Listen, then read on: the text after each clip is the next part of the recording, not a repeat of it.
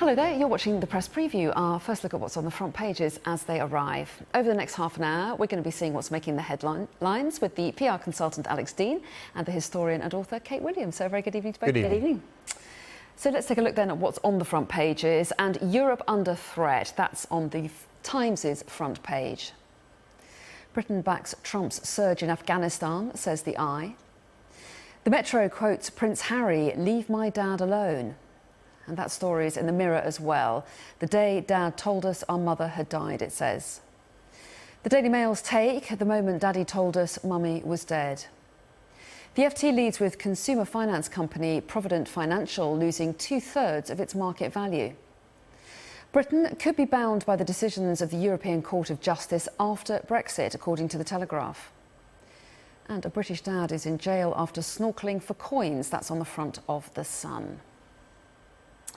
So let's chat through some of those front pages, and I think you found a few on the inside pages as well with Alex Deane and Kate Williams. So we're going to kick off with the Eye's front page, and this was the news that actually came in overnight our time. Donald Trump making a speech going against what he'd said during his campaigning about Afghanistan and deciding instead to stay committed and increase troop numbers potentially. And the Eye is talking about Britain's reaction. Yes, as you say, Anna, it was absolutely a vital part of Donald Trump's campaigning that he talked about he was going to keep America out of these wars, these unwinnable wars, these extricate America from the wars. And yet, not long into his presidency, we've already seen him threatening various countries, threatening North Korea. But here he is saying that I think we can go back into Afghanistan and essentially stay the course and win it. So he's promising, he's making pretty I would say, pretty unwinnable promises here to the American people, saying if we send more troops in, we will be able to win. It's the same difficulty that the Americans faced in Vietnam. At the one hand saying we're going to have a surge in our troops, we're going to drop more bombs, we're going to kill more people. On the other hand, as the Eye speculates on its front page, an eventual peace deal with the Taliban is considered, just as ultimately the Americans settled with the North Vietnamese. It's very difficult to hold out against an implacable enemy when that enemy knows that you are already looking at a time or a deadline when you can leave. And Trump had, I suppose, one of two options. One was to double down, the other was to withdraw. He's actually doing both. And that's the most difficult thing to pull off, and I actually think it's probably impossible. But he's not setting a deadline, is he? No, that's right. And I mean, this is better than the isolationism on which he campaigned. So I think most international observers think that this is a positive step and that his commitment to seeking to maintain international order is a good thing. Certainly the Afghan government has welcomed it too. Well, that's right. And there has been criticism of other campaigns where forces have pulled out, leaving a vacuum that has allowed for the likes of Islamic State or there's also the Taliban, obviously, in that country, and Al-Qaeda as well. Yes. All three allowed them to flourish. So clearly he has pitched it to the Americans as a way of making them safer. Absolutely, and it says that obviously the American general spoke to him about the threat of ISIS, but that is the risk, that they'll go in again and Islamic State, ISIS, the underground networks, which are increasingly overground, are so powerful that he's just going to cause more civilian deaths, create more resentment, create more anger. And of course, the big question for Britain is whether or not Britain should be part of this endeavour. A role for the UK is anticipated, and I think you've got the inside of the Mail where in a double-page spread they talk about the role of the RAF in taking on the Taliban in Afghanistan. Many people will remember, of course, British involvement in Helmand province especially, and nigh on 500 British servicemen and women gave their lives in an attempt to instill order and stamp out the Taliban and their allies in that region. It will feel a lot like a return to bad times, but the job, as was put here, after 16 years, the job still isn't finished. Well, that's right, and that headline there is eye-catching, isn't it, from Max Hastings? Mrs May must not send one more British soldier. What's his argument? Well, his argument, he's a very clear argument there. Essentially, he's saying, yes, the job isn't finished, but it can't be finished. It's just simply a war that is going to be entrenched. And really what he's saying, pretty much the West has lost there and should draw stumps. So he's essentially saying, we send more soldiers, we will have more of them coming back in bodyguards pointlessly. So it's an interesting, obviously we've got both arguments going on here in which it's not finished and it could be finished, and him saying it never can be. But I wonder what were the main problems going in. If we think about 2001, the US-led bombing was, number one, thinking it was going to be a quick and easy fix. That was one of the main problems. The other one was a lack of intelligence and a lack of understanding about Afghanistan. And we have to hope that if they're going to go back in, they have much more planning for the aftermath, and much more planning for the rebuilding. Let's hope they do. Otherwise, they certainly know more about Afghanistan now. They've been there for a generation. But I like you, think back to the 2001 period, and that's, I think, the right time to think about. George Bush was widely mocked, George Bush Jr. Was widely mocked in the course of his time in the Oval Office, but my instinct is actually in some ways history will be quite kind to him. And one of the things that he maintained was that we were fighting over there so that we weren't fighting here. And there is a certain truth to that, actually. The more that you are, these combats take place in that kind of environment, I take all of the point that people make about it being a recruiting sergeant for terror and so forth. But nevertheless, there are only so many people that are hardened battle fighters, and the Taliban has them. If you can tie them up and hopefully, as the president intends to, kill them, then that's very good for the international order. And the problem, I mean, this is it, if you can take out the right terrorists, but as you say, one of the big problems is the idea that it's going to recruit more of the youth, that we're just going to have to bomb a girls' school or a wedding or a hospital by mistake, and that's going to cause huge amounts of resentment. At least when we do that, it's by mistake. When terrorists here or there do that sort of thing, they do it deliberately. That's the vital moral difference. OK, let's move on, shall we, to the front of the FT. And I know you found quite a few things interesting about this front page. The first one you wanted to talk about was that top picture story, a picture of Chancellor Merkel of Germany. Germany's going to the polls, and it does look like Merkel is going to be returned, albeit with a weakened position post the decisions that she's made about immigration into Germany. But an interesting attack that's being made on Frau Merkel from her opponents in the election is that frankly, she's insufficiently rude about Donald Trump. You know, that you should be deeply critical of Donald Trump at all times. Everyone knows he's the popular whipping boy. You're not being robust enough as the leader of Europe. You should be out there sticking it to Trump, is what her opponent is saying. Actually, I think that this is another thing that I admire about Angela Merkel. She's campaigning to govern, and she knows, perhaps rather more than some other European leaders and the outbursts that they had, especially before he became president, Angela Merkel knows that she's going to have to deal with Donald Trump as and when she's returned to the chancellorship, the chancellery. And I think that it's for the best, actually, that she doesn't showboat and mock the president in the course of this campaign, no matter how popular it might be in Germany. Theresa May had similar criticisms of her, of course. Well, yes, but she went to meet him for the first time. I find it surprising, much more surprising, that we have these criticisms of Merkel, because you only had to look at her face when she met him. She simply looked baffled and horrified at some of the things he was saying to him. She isn't pandering to him. No. She's simply dealing with him as she has to.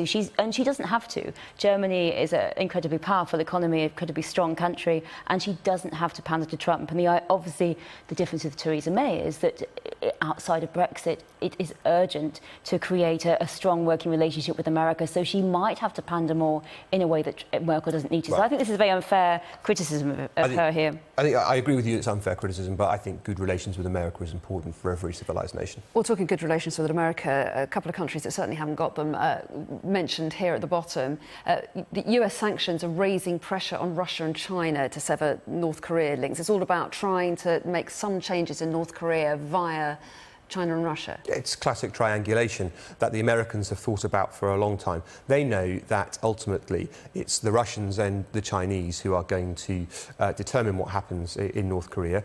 From time to time, Western nations give money to North Korea. It's often dressed up as aid, it's dressed up as attempts to assist on humanitarian grounds, and that need is profound, don't get me wrong, but it's normally buying off the regime from the latest thing they're doing in researching weaponry. The Russians and the Chinese have a different relationship with the North Korean regime. They have long-standing connections.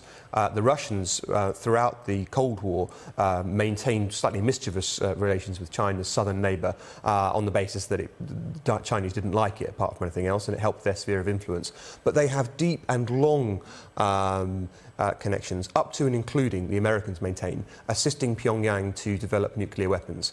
Now, if that is happening, then the Americans must surely be right to say it must stop.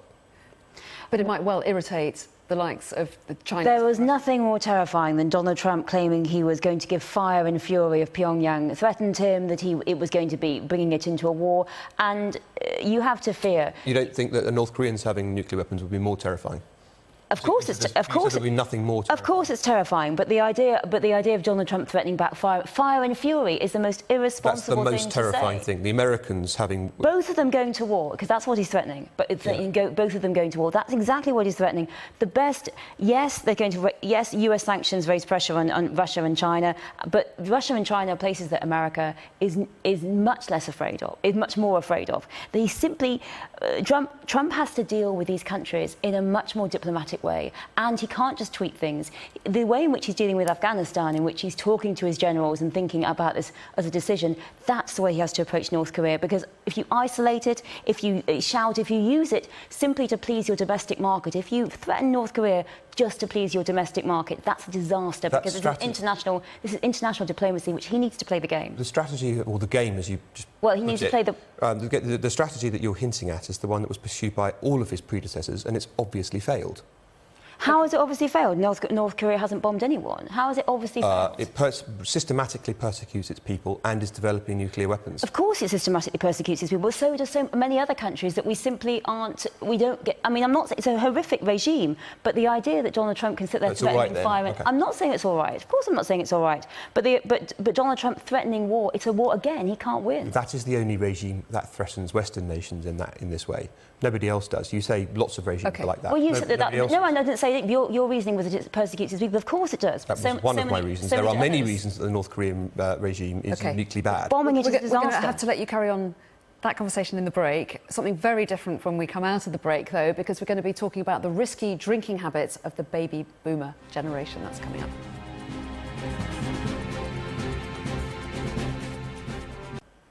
Welcome back. You're watching the Press Preview. With me tonight, the PR consultant Alex Deane and the historian and author Kate Williams.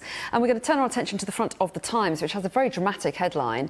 Europe under threat is their headline. So what is the threat? It's made clear to Western countries by Libya that if we don't intervene in Libya more to assist them in dealing with the flow of migrants, then it will be to the detriment of the West. And I think that is a very fair warning made by Libya's political leaders. It's a very striking image, as you rightly say.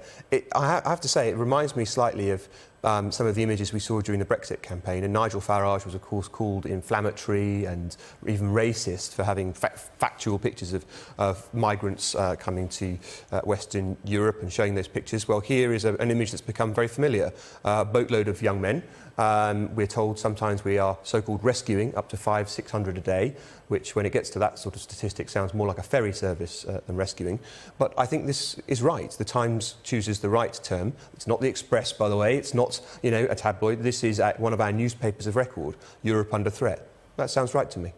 What do you think, Kate? Well, this is the Libyan government, the head of the United Nations-backed unity government. We know there's been intervention in Libya before, who's saying that among the thousands and thousands of people who pass through, you might get some terrorists. And he's using the most kind of rich, energetic language here he can, because essentially he's saying, yes, we need more help, we need policing, we need some kind of policing of the southern border here. So, but I mean, the numbers are huge. Nearly 98,000 migrants have crossed from Libya to Italy this year, and 700,000 migrants is estimated to be in Libya. So many of these countries are ones in which we, in the West, intervened in the hope of making, or the mission of making it safer. And as the consequence is, people are saying it's not safe, and they're coming across to Libya, and they're trying to get across to Italy, and they're trying to get into Europe. And the amount of refugees in the world has risen in a kind of exponential phase. And so simply, we need a big strategy. The EU, the UN, the whole world needs a big strategy to deal with the fact that there are these displaced people who are having these horrific journeys. When you think of some of the coverage we've had of children being drowned on the journeys over, these horrific risking their lives to get to places of safety. I mean, no matter how many arguments we have in Britain, we are a safe country, and it is terrifying and appalling that these people live like this, and we need to have a massive strategy. We can't just expect places like Greece and places like Italy to sort it all out.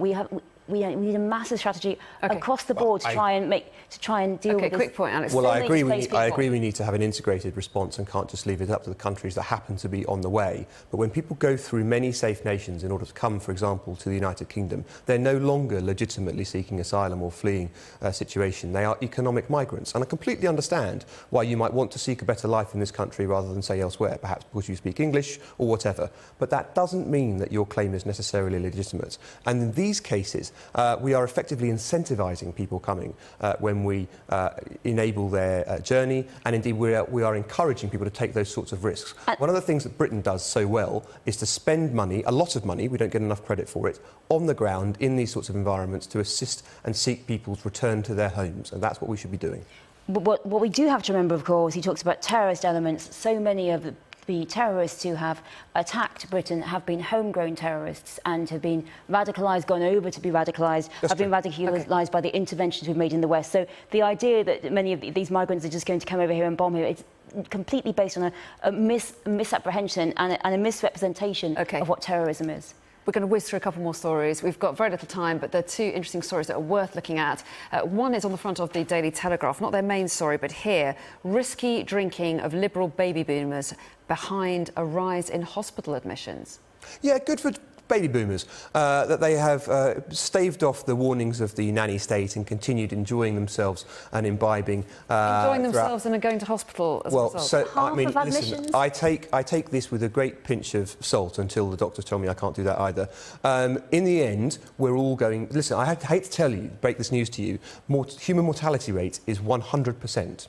We are all going to die. Not me. Except Kate. Right? It's not my kind of thing. We are all going to die. And on the way, I say we should drink what we like, eat what we like, and ignore guidance. Now, the point of this story is quite interesting. It's that younger people are far more kind of prurient and my body is a temple, whilst it's the 55 to 70s who are still tucking away on their wine. Well, I say they set a very good example. Do you think that's, or is it a strain on the NHS? I think if we've got half of that's the excuse for all sorts of half of alcohol-related admissions are now the baby boomers. It's very concerning because alcohol-related admissions. This is accidents. This is liver cancer. This is all kinds of alcohol. You've got to go with something. I mean, it does concern me that we've had so many anti-alcohol messages, all these things about units, and it doesn't seem to be getting through. And a very concerning thing it says there is that people are using alcohol not for fun, which is fine, but they're using it as a crutch because they're suffering from poverty and depression. But that's a symptom rather than something you need to address in itself. Sorry, the trouble with what Anna said,